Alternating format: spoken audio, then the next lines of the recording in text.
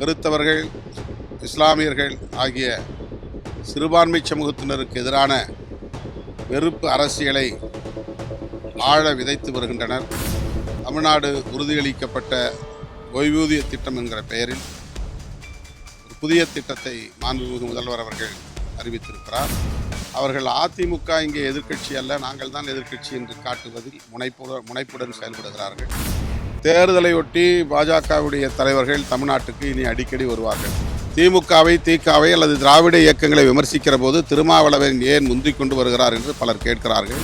ஆகவேதான் சனாதனம் இங்கே மேலாதிக்கம் செய்ய இடம் தர மாட்டோம். திராவிட முன்னேற்றக் கழகத்தின் முன்னணி தலைவர்களுள் ஒருவர், மொழி போராட்டத்தில் பங்கேற்ற முன்னணி தலைவர், மேனாள் நாடாளுமன்ற உறுப்பினர் திரு எல்ஜி என்கிற எல் கணேசன் அவர்கள் தனது 92வது வயதில் காலமாகி இருக்கிறார். அவருடைய மறைவு பெரும் துயரத்தை அளிக்கிறது.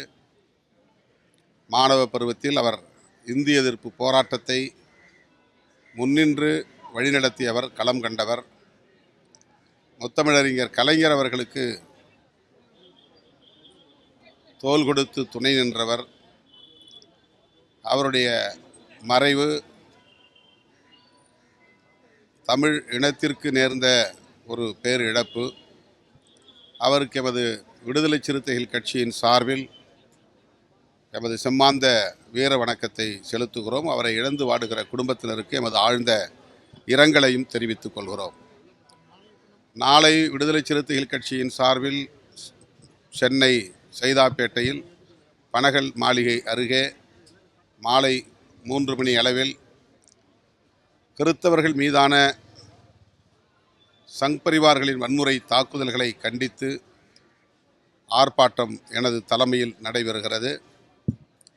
கிறித்தவர்கள், இஸ்லாமியர்கள் ஆகிய சிறுபான்மை சமூகத்தினருக்கு எதிரான வெறுப்பு அரசியலை ஆழ விதைத்து வருகின்றனர். வட இந்திய மாநிலங்களில் பரப்ப பெற்ற இந்த வெறுப்பு அரசியல் இன்றைக்கு தமிழ்நாடு வரையில் விரிவடைந்திருக்கிறது. அண்மையில் நடந்த கிறிஸ்துமஸ் பெருவிழாவை ஒட்டி ஏராளமான இடங்களில் கிறித்தவர்கள் திட்டமிட்ட தாக்குதலுக்கு ஆளாகி இருக்கிறார்கள். தேவாலயங்களை குறிவைத்து தாக்கியிருக்கிறார்கள். இந்த வன்முறை வெறியாட்டம் இந்திய ஒற்றுமைக்கு, ஒருமைப்பாட்டுக்கு பாதிப்பை ஏற்படுத்துவதாக உள்ளது. இந்திய அரசமைப்பு சட்டம் சிறுபான்மை மக்களுக்கு தருகிற பாதுகாப்பையும் தகர்ப்பதாக உள்ளது. இது தமிழ்நாட்டிலும் பரவுகிறதே என்கிற கவலை அதிகரிக்கிறது. எனவே சிறுபான்மை மக்களின் பாதுகாப்பை உறுதிப்படுத்த வலியுறுத்தியும் இத்தகைய வன்முறை வெறியாட்டங்களில் ஈடுபடுகிற மதவாத, வெறுப்பு அரசியல், பயங்கரவாத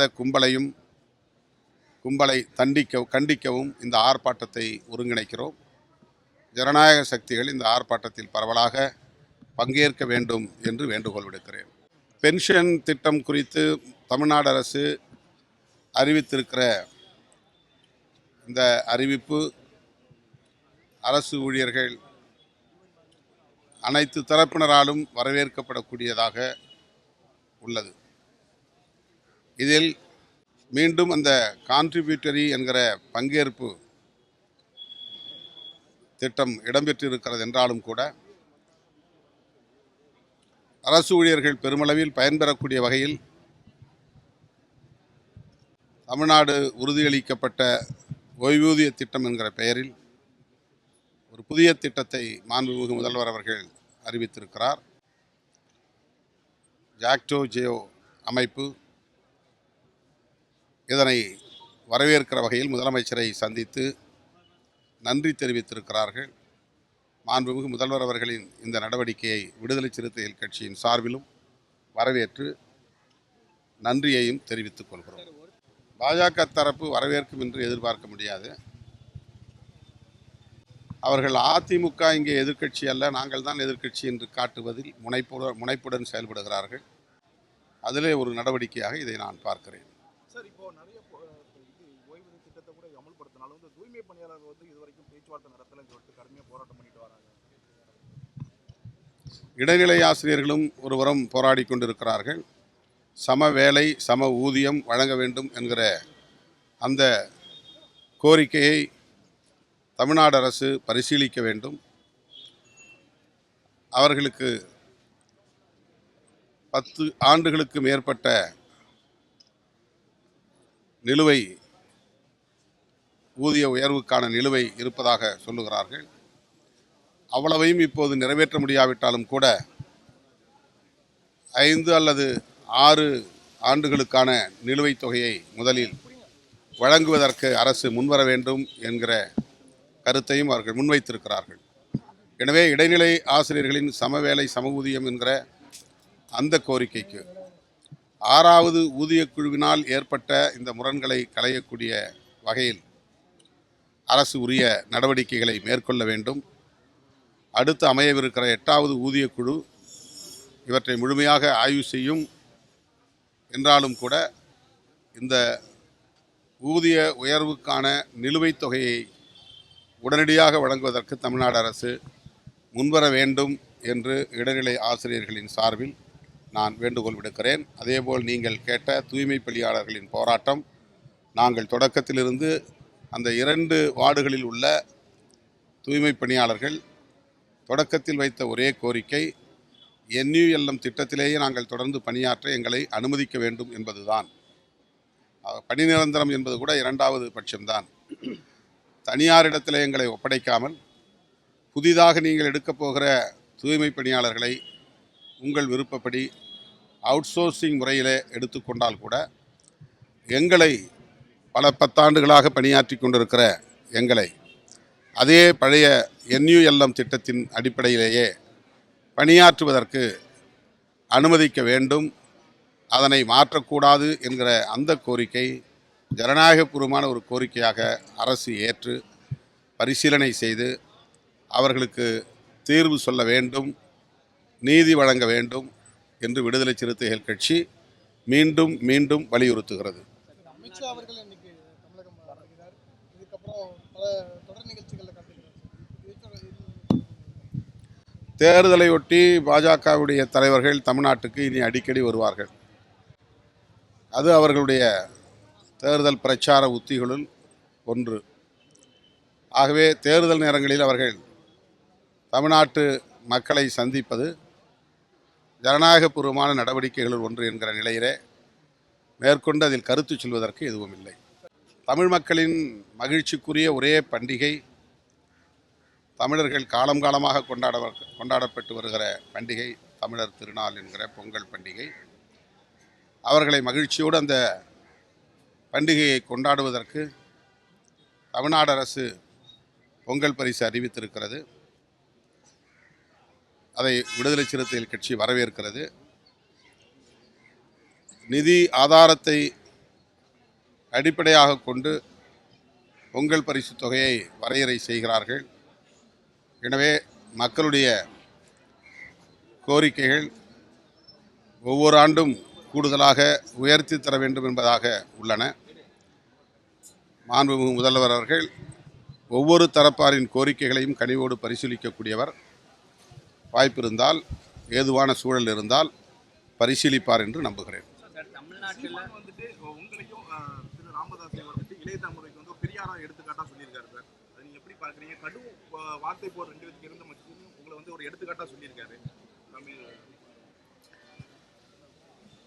என் மீது அவர் வைத்திருக்கிற அந்த மதிப்பீட்டுக்கு என்னுடைய நெஞ்சார்ந்த நன்றியை அவருக்கு உரித்தாக்குகிறேன். பெரியாரை நாங்கள் ஏற்க முடியாது என்று சொல்லிவிட்டு திருமாவளவன் தான் எங்களுக்கு இளம் தலைமுறையினருக்கு பெரியார் என்று சொல்லுவது ஒரு அரசியல் அணுகுமுறையாக அல்லது அரசியல் உத்தியாகத்தான் பார்க்க வேண்டியிருக்கிறது. அவர் சாதுரியமாக அல்லது சாமர்த்தியமாக இந்த பிரச்சனையை கையாளுவதாகத்தான் நான் கருதுகிறேன். அவர் பெரியார் வழிவந்தவர், பெரியார் அரசியலை பேசியவர், பெரியார் இயக்கங்களின் மேடைகளில் அரசியல் கற்றுக்கொண்டவர், அரசியலை பேசியவர், விடுதலை சிறுத்தைகளின் மேடைகளிலும் முழங்கியவர் என்கிற அந்த உரிமையோடு நான் அவருக்கு தெரிவித்துக் கொள்ள விரும்புவது, பெரியாரின் பகைவர்கள் என்ன உத்தியை கையாளுகிறார்களோ, பெரியாரை வீழ்த்துவதற்காக பெரியார் காலத்திலிருந்து போராடி கொண்டிருக்கிற சக்திகள், அவர்கள் யார் என்று அவருக்கே தெரியும். அவர்களின் நோக்கம் நிறைவேறுவதற்கு உங்களின் அரசியல் ஏதுவாக அமைந்துவிடக்கூடாது என்பது மட்டும்தான் எங்களுடைய கவலை. அவருக்கு நான் தெரிவிக்க விரும்புகிற செய்தி அதுதான். திகாவோடு முரண்பாடுகள் இருக்கலாம், திமுகவோடு முரண்பாடுகள் இருக்கலாம், அந்த இயக்கத்தை வழிநடத்தக்கூடிய முன்னணி தலைவர்களின் அணுகுமுறைகளில் உங்களுக்கு மாறுபட்ட கருத்துக்கள் இருக்கலாம். ஆனால் பெரியாரின் அரசியல் தன்னலமற்ற அரசியல், ஈகம் நிறைந்த அரசியல், விளிம்புநிலை மக்களை மேம்படுத்துவதற்கான அரசியல். அவருடைய அந்த நிலைப்பாடுகளில் முன்னுக்கு பின் சில முரண்கள் காணக்கூடியதாக இருக்கலாம். ஆனால் அவை அனைத்தும் எளிய மக்களுக்கான கோணத்திலிருந்து மட்டுமே அவர் யாவற்றையும் அணுகினார். அதில் எந்த களங்கமும் இல்லை என்பதை நாம் முதலில் ஒத்துக்கொள்ள வேண்டும், ஏற்றுக்கொள்ள வேண்டும். அவர் தன்னலம் கருதக்கூடியவராக இருந்திருந்தால் அல்லது தமிழர்களை இழித்து பார்க்கக்கூடியவராக இருந்திருந்தால் அவரும் அரசியல் அதிகாரத்தை நோக்கி பயணித்திருக்க முடியும், பதவியை நோக்கி செயல்பட்டிருக்க முடியும், பொருளாதாரத்தை குறிவைத்து இயங்கியிருக்க முடியும். அப்படி பதவி, அதிகாரம், பொருளாதாரம், தன்னலம் என்கிற அடிப்படையில் அவர் இயங்கவில்லை என்பதை அவர் ஒத்துக்கொள்வார் என்று நான் நம்புகிறேன்.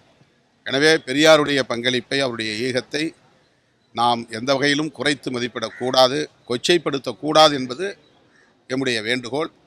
திமுகவை, திகாவை அல்லது திராவிட இயக்கங்களை விமர்சிக்கிற போது திருமாவளவன் ஏன் முந்திக் கொண்டு வருகிறார் என்று பலர் கேட்கிறார்கள். திராவிடர் கழகம், திராவிட முன்னேற்றக் கழகம் பேசுகிற அரசியல் பெரியார் அரசியல் என்று புரிந்து கொள்ளுகிற போது அது அந்த அளவோடு, அந்த வரம்போடு நின்றுவிடக்கூடிய அரசியல் அல்ல. விடுதலை சிறுத்தைகளும் பேசுகிற அரசியல்தான் பெரியாரின் அரசியல்.